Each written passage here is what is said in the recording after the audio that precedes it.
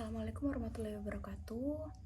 Perkenalkan, nama saya Hiti Wintana dengan nomor induk mahasiswa 2483. Di sini saya akan menjawab pertanyaan untuk ujian akhir semester saya dengan mata kuliah Akuntansi Keuangan Lanjutan 1. Mari kita langsung menuju ke soalnya. Soal yang pertama adalah ilustrasikan induk perusahaan memiliki lebih dari satu jenis saham anak perusahaan. Bagaimana pengaruhnya jika induk memiliki lebih dari satu jenis saham anak perusahaan? Langsung saja, menurut catatan saya, apabila induk perusahaan membeli saham anak perusahaan langsung pada anak perusahaan, maka hal ini akan mengakibatkan bertambahnya saham yang beredar milik anak perusahaan. Mari kita ilustrasikan. Terdapat dua perusahaan. Yang pertama adalah perusahaan Alam atau PT Alam, yang kedua adalah PT Kencana. PT Alam ini akan mengeluarkan emisi sahamnya sebanyak 500 lembar saham dengan harga 10.000 per lembarnya. Kemudian PT Kencana akan membeli sebanyak 500 lembar saham dengan harga 16.600 per lembar sahamnya dari pasar modal. Kemudian PT Kencana ini akan membeli lagi saham dari PT Alam secara langsung sebesar 325 lembar saham dengan harga lebih murah dari harga yang dijual di pasar modal, yaitu sebesar 14.000 per lembar sahamnya. Nah, sehingga dari hasil transaksi tersebut, jumlah pemilikan saham PT Alam oleh PT Kencana didapati adalah 500 lembar ditambahkan dengan 325 lembar dan menghasilkan persentase sebesar 500 ditambahkan dengan 325 dibagikan dengan 1000 ditambahkan 500 dikalikan dengan 100% yang menghasilkan persentase untuk PT Kencana sebesar 55%. Dari persentase tersebut didapatkan bahwa PT Kencana adalah merupakan induk perusahaan, sedangkan PT Alam merupakan anak perusahaan dari PT Kencana. Induk perusahaan merupakan pemilik sebagian besar saham anak perusahaan. Apabila anak perusahaan memiliki dua atau lebih, apabila anak perusahaan memiliki lebih dari satu jenis saham, maka induk perusahaan ini dapat memiliki kedua jenis saham tersebut. Seperti itu. Kemudian jurnalnya untuk PT Kencana adalah yang pertama, pada saat pembelian saham, yaitu akan dijurnalkan pada investasi saham PT Alam. Jadi investasi saham PT Alam pada kas. Jadi kasnya dikredit sebesar harga beli saat di pasar modal. Jadi karena PT Kencana ini membeli sebanyak 2 kali, melakukan transaksi sebanyak 2 kali, jadi kita harus menjurnalkannya sebanyak 2 kali juga, yaitu sebesar nominal saat transaksi pasar modal dan nominal pada saat transaksi pembelian langsung. Dengan jurnal yang sama, yaitu investasi pada saham PT Alam pada kas. Kemudian untuk jurnal PT Alam yaitu adalah kas pada modal saham dan agio saham. Kas didapatkan dari transaksi pembelian saham secara langsung dikalikan dengan nominal saat itu, saat transaksi pembelian secara langsung. Kemudian modal saham didapatkan dari 325 lembar saham dikalikan dengan 10.000 per lembarnya. Sedangkan selisihnya masuk kepada akun agio saham, yaitu di bagian kredit. Baik, kita lanjut ke nomor 2, yaitu pertanyaannya adalah jika terjadi transaksi penjualan barang dagang antara induk dengan anak perusahaan, bagaimana perlakuan akuntansinya? Baik, yang pertama ada dua untuk perlakuan atas penjualan barang dagangan oleh perusahaan afiliasi. Yang pertama adalah oleh induk perusahaan kepada anak perusahaan, dan yang kedua adalah oleh anak perusahaan kepada induk perusahaan. Yang pertama yaitu oleh induk perusahaan kepada anak perusahaan. Jadi penjualan barang dagangan ini dari induk anak perusahaan itu dijual dengan harga yang berbeda. Jadi si induk ini dia itu mengakui adanya laba oleh atas penjualannya itu, dan kemudian oleh karena itu, karena mereka adalah suatu perusahaan yang diafiliasi gitu ya, perusahaan yang berafiliasi, jadi pada saat pelaporan konsolidasi agar tidak terjadi tumpang tindih pelaporan, akhirnya perusahaan ini harus melakukan penghapusan laba rugi oleh induk. Jadi laba rugi harus dihapuskan, kemudian saldo rekening persediaan itu juga harus sebesar harga pokok penjualan, seperti itu. Contohnya, kita ada PTA dan PTB. Jadi PTA ini adalah diilustrasikan sebagai perusahaan induk dan PTB sebagai perusahaan anak. PTA ini menjual barang kepada PTB dengan harga 7 juta, sedangkan HPP-nya adalah 5 juta rupiah. Kemudian analisanya adalah PT induk ini sehingga mengakui labanya itu sebesar 2 juta rupiah. Karena PT induk mengakui laba sebesar 2 juta rupiah, jadi ini harus dihapuskan, karena seharusnya pada transaksi antara perusahaan afiliasi itu tidak ada yang namanya laba dan rugi, karena mereka adalah satu perusahaan. Jadi laba ini harus dihapuskan sebesar 2 juta rupiah dengan jurnal, yaitu rekening laba ditahan oleh PTA atau PT induk pada persediaan barang dagang sebesar 2 juta rupiah atau sebesar selisih dari laba dikurangi dengan harga pokoknya. Kemudian yang kedua, PT anak mencatat barang dagangan PTA dalam neraca itu sebesar 7 juta. Jadi perusahaan anaknya ini mencatat dalam neracanya itu sebesar 7 juta. Nah, akibat rekening persediaannya itu, akibatnya PTB atau PT anaknya itu harus dikurangi dengan cara menguranginya itu adalah mengkredit rekening persediaan barang dagangannya sebesar 2 juta rupiah. Dan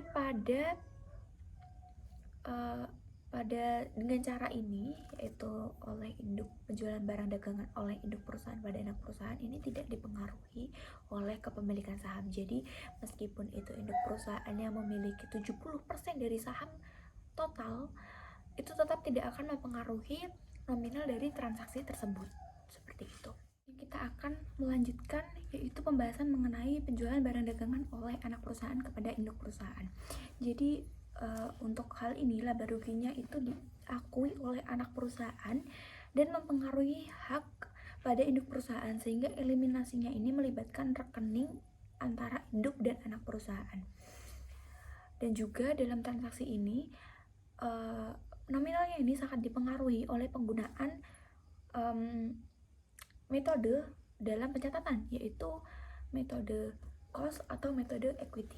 Jadi untuk contoh soalnya, misalkan pada saat disusun neraca konsolidasi, rekening persediaan barang dagang milik PT induk menunjukkan nominal sebesar 20 juta rupiah, dan di dalamnya sudah termasuk sebesar 8 juta rupiah milik perusahaan anak. Kemudian pada saat pencatatan barang dagangan tersebut, PT anak sudah memperhitungkan laba sebesar 25% di atas harga pokoknya. Kemudian PT induk PT induk ini memiliki 100% saham yang beredar milik PT anaknya. Baik, langsung saja kita menganalisis. Dari tersebut kita mendapatkan bahwa PT anak ini telah mengakui 25% dari HPP-nya, di atas HPP-nya, dan laba ini harus dihapuskan.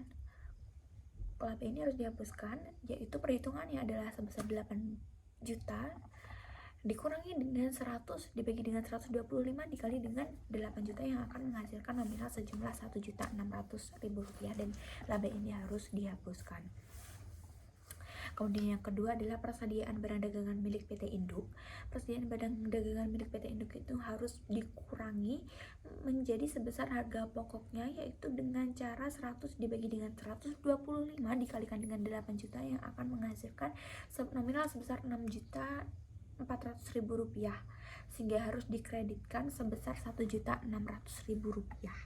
Baik, kita langsung masuk kepada perbandingan antara penggunaan metode equity dan metode cost. Jadi kedua metode ini terdapat pada penjurnalannya terdapat 4 kategori, bukan 4 kategori, 4 jurnal, yaitu yang pertama adalah untuk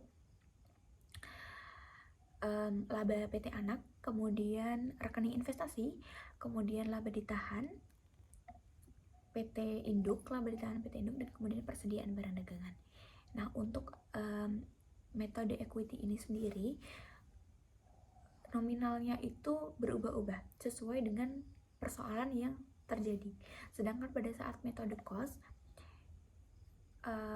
ada 2 transaksi yang jumlahnya ini tetap dan tidak berubah-ubah, yaitu adalah rekening investasi dan juga laba ditahan oleh PT Induk. Kemudian eliminasinya sendiri kemudian masuk kepada jurnal eliminasi dari metode equity itu laba PT Anak harus dihapuskan, rekening investasi, kemudian laba ditahan PT Induk dan persediaan barang dagangan ini harus dikurangi dengan jumlah nominal pada laba PT Anak seperti pada saat di soal. Sedangkan pada metode cost itu kita menghilangkan atau menghapuskan laba pada PT Anak dan juga persediaan barang dagangan, dan kemudian kita akan mengeliminasi laba ditahan PT Anak seperti itu. Baik, kita lanjut ke nomor 3. Soal nomor 3 yaitu jika terjadi transaksi penjualan aset tetap antar perusahaan yang berafiliasi, bagaimana perlakuan akuntansinya? Baik, untuk selanjutnya kita memasuki bab fixed asset atau aset tetap pada perusahaan afiliasi, di mana pada perusahaan afiliasi ini baik perusahaan ini membangun sendiri aset tetap itu atau mungkin membeli aset tetap itu dan kemudian menjualnya kembali dengan perusahaan yang berafiliasi, dengan harga jual di atas harga perolehan. Sehingga kemudian selisih dari harga jual dengan harga perolehan ini akan dilakukan eliminasi. Nah, untuk eliminasi ini sendiri harus memperhatikan 2 metode, yaitu metode cost dan metode equity. Sedangkan fixed asset ini atau aset tetap ini dibagi menjadi 2 bagian, yaitu aset tetap yang dapat disusutkan seperti bangunan dan aset tetap yang tidak dapat disusutkan seperti tanah. Jadi kita ada 2 metode jika menggunakan metode harga pokok atau metode cost, yaitu kita akan mendebit perkiraan laba ditahan dan kita akan mengkredit perkiraan aktiva tetap, di mana perkiraan laba ditahan ini diperoleh dari selisih laba yang dihasilkan dari harga jual yang dikurangi dengan harga perolehan. Seperti itu. Sedangkan apabila kita menggunakan metode equity, maka perlakuan akuntansinya adalah kita akan mendebit laba rugi dalam modal PT Anak, kemudian kita akan mengkreditkan aktiva tetap. Seperti itu. Baik, kemudian kita lanjut masuk ke dalam fixed akun atau aset tetap yang dapat disusutkan, yaitu kita dapat diperoleh dari akumulasi penyusutan dikalikan dengan selisih dari harga jual dikurangi dengan harga perolehan, di mana akumulasinya ini dihitung atau didapatkan dari harga jual, kemudian atau dihitung dari harga jual. Kemudian untuk penggunaan metode cost-nya sendiri akan dijurnal dengan mendebit perkiraan akun penyusutan aktiva tetap dan laba ditahan perusahaan afiliasi dengan mengkreditkan perkiraan aktiva tetap. Kemudian saat kita menggunakan metode equity, kita akan mendebit akun laba rugi dalam modal anak perusahaan dan kita akan mengkredit investasi saham pada anak perusahaan. Seperti itu. Kemudian selanjutnya kita akan masuk kepada soal nomor 4, yaitu bagaimana perlakuan akuntansi jika terjadi penjualan obligasi antar perusahaan afiliasi. Baik, kita memasuki pada persoalan nomor 4, dan pada soal ini saya akan langsung memberikan contoh soal dan akan memberikan bagaimana perlakuan akuntansinya. Kita langsung masuk saja kepada contoh soalnya, yaitu terdapat PT Anak yang sebagian besar sahamnya atau 80% dari sahamnya adalah dimiliki oleh PT Induk. Kemudian PT Induk menjual obligasi kepada publik pada tanggal 16 Januari tahun 2020 itu dengan nominal 100.000 dan bunga per tahunnya adalah 10% selama 10 tahun. Kemudian 1 tahun kemudian, yaitu pada tanggal 31 Desember pada tahun 2020, PT Anak membeli obligasi tersebut dengan harga 100.000 dengan nominal atau yang dibayarkan adalah 104.500 melalui pasar obligasi. Nah, dari contoh soal tersebut, jurnal yang dilakukan oleh perusahaan induk adalah, yang pertama dilakukan adalah dia harus menyesuaikan laba dari investasi per 31 Desember tahun 2020 untuk mencatat kerugian konstruktifnya, karena untuk menarik kembali obligasi sebesar 10.000, PT Anak membeli lebih besar, yaitu sebesar 104.500, yaitu akan dijurnal dengan mendebit laba dari PT Anak sebesar 4.500 dan investasi pada PT Anak sebesar 4.500. Kemudian mencatat kerugian dan mengeliminasi jumlah resiprokal investasi dan kewajiban obligasinya dengan cara mendebit kerugian atas penarikan konstruktif obligasi senilai 4.500 dan utang obligasi senilai 10.000. Kemudian kita akan mengkredit atau pada investasi dalam obligasi sebesar 14.500. Nah, dari hasil yang didapatkan tadi, yaitu senilai 14.500, perusahaan induk tidak akan membayar semuanya karena dari kerugian tersebut yang dipertanggungjawabkan atau yang menjadi tanggung jawab PT Induk adalah sebesar 80%. Sehingga dari 14.500 tersebut akan dikalikan dengan 80% yang akan menghasilkan angka 3.600 yang akan dijurnal oleh PT Induk dengan mendebit laba dari PT Anak dan mengkreditkan investasi pada PT Anak sebesar 3.600. Baik, jurnal berikutnya adalah jurnal untuk mencatat kerugian dan mengeliminasi jumlah resiprokal investasi dan kewajiban obligasi, yaitu perusahaan induk akan mendebit kerugian atas penarikan konstruktif obligasi dan utang obligasi senilai 3.600 dan 100.000 pada investasi dalam obligasi senilai 103.600 rupiah.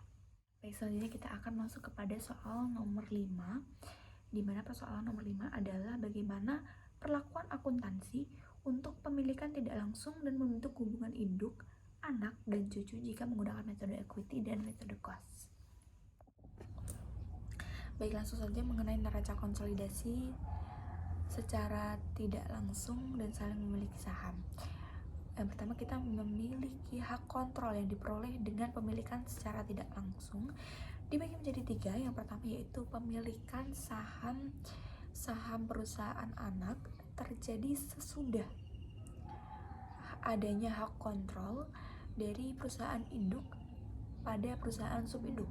Yang kedua adalah pemilikan saham-saham perusahaan anak terjadi sebelum adanya kontrol oleh perusahaan induk pada perusahaan subinduk. Dan yang ketiga adalah hak kontrol yang diperoleh dengan adanya hubungan afiliasi di antara perusahaan-perusahaan afiliasi. Kedua adalah mutual atau reciprocal holdings dengan pemilikan saham perusahaan anak terjadi setelah perusahaan berjalan. Contoh soalnya adalah misalkan kita memiliki 3 PT yang berafiliasi, yaitu PT OPA, PT Papa, dan juga PT Anak. Nah, PT OPA ini akan membeli 400 lembar saham dengan harga per sahamnya adalah 75.000 dari PT Papa, pada tanggal 1 Januari tahun 2020. 1 tahun kemudian, yaitu tepatnya pada tanggal 1 Januari tahun 2021, PT Papa membeli saham dari PT Ana, yaitu dengan jumlah 450 lembar dan harga per lembarnya adalah 70.000. Nah, kemudian baik PT OPA, PT Papa maupun PT ANA ini memiliki modal saham yang beredar sebanyak 500 lembar dengan nominalnya 50.000 per lembar. Dan saldo laba per tanggal 31 Desember tahun 2021, laba rugi usaha dividen yang dibagikan dalam 2 tahun berturut-turut untuk masing-masing perusahaannya itu adalah laba yang ditahan dari PT OPA 60 juta, PT Papa 15 juta, dan PT ANA 2.500.000. Kemudian laba rugi usaha tahun 2022 yaitu 7.500.000 untuk PT OPA, untuk PT Papa minus 3.750.000, dan untuk PT ANA adalah sama seperti tahun lalu 2.500.000 rupiah, 2.500.000. Sedangkan pembagian dividen untuk PT OPA adalah 2.500.000, untuk PT Papa 2.500.000, untuk PT ANA 1.250.000. Kemudian untuk laba rugi usaha pada tahun 2022 yaitu PT OPA sebanyak minus 5 juta, PT Papa 7.500.000, dan PT ANA sebesar 3.750.000. Apabila kita menggunakan metode cost dalam pencatatan ini, maka pemegang saham perusahaan anak dan perusahaan subinduk terhadap hak-hak pemilikan perusahaan induk sama sekali tidak ada. Jadi besarnya saham yang mereka miliki itu tidak ada hubungannya pada metode cost. Seperti itu. Pada kasus ini, segala sesuatu yang berhubungan dengan pemilikan saham oleh perusahaan induk yaitu PT OPA terhadap saham-saham perusahaan subinduk yaitu PT Papa, dan pemilikan saham oleh perusahaan subinduk terhadap saham-saham perusahaan anak atau PT ANA itu dibukukan. Dan pembukuannya adalah yang pertama mengeliminasi, yaitu mengeluarkan jurnal eliminasi terhadap investasi saham PT ANA dan juga hak para pemegang saham PT ANA dengan modal saham PT ANA dan laba yang ditahan PT ANA didebitkan dengan jumlahnya masing-masing adalah 22.500.000 dan 4.500.000, dan dengan pada kredit selisih lebih harga perolehan di atas nilai buku saham yaitu 4.500.000 dengan investasi saham-saham PT ANA sebesar 31.500.000 rupiah. Kemudian yang kedua adalah eliminasi terhadap investasi saham PT Papa dan hak-hak pemegang saham PT Papa, yaitu dengan mendebit modal saham PT Papa dan laba yang ditahan PT Papa sebesar masing-masing 20 juta rupiah dan 12 juta rupiah. Kemudian mengkreditkan investasi saham-saham PT Papa dan selisih lebih nilai buku di atas harga perubahan saham, yaitu dengan nilai masing-masing 30 juta dan 2 juta rupiah. Kemudian dalam metode equity, selama hak kontrol itu terhadap perusahaan anak diperoleh sesudah adanya hak kontrol oleh perusahaan induk terhadap perusahaan subinduk, maka tidak ada masalah khusus pada metode equity. Oleh karena itu, hak kontrol oleh PT OPA terhadap PT ANA diperoleh dari pemilihan tidak langsung, dari pemilikan tidak langsung. Maka pembagian dividen oleh PT ANA tidak mempengaruhi jumlah pemilikan PT OPA terhadap PT ANA.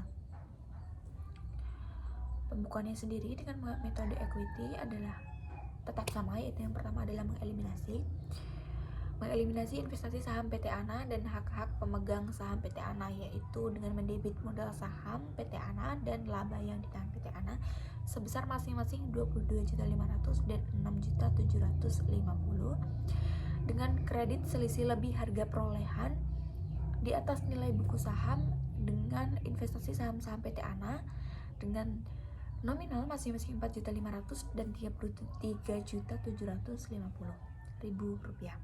Kemudian yang kedua adalah eliminasi terhadap investasi saham-saham PT Papa dan hak-hak para pemegang saham PT Papa, yaitu dengan mendebit modal saham PT Papa dan laba yang ditahan PT Papa dengan nominal masing-masing 20 juta rupiah dan 15 juta rupiah Rp15.700.000 dan kemudian mengkreditkan investasi saham-saham PT Papa dengan selisih lebih nilai buku di atas harga perolehan saham dengan nominal masing-masing adalah Rp33.700.000 dan Rp2 juta.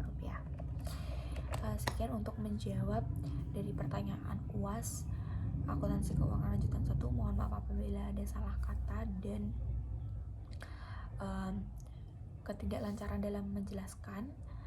Wassalamualaikum warahmatullahi wabarakatuh.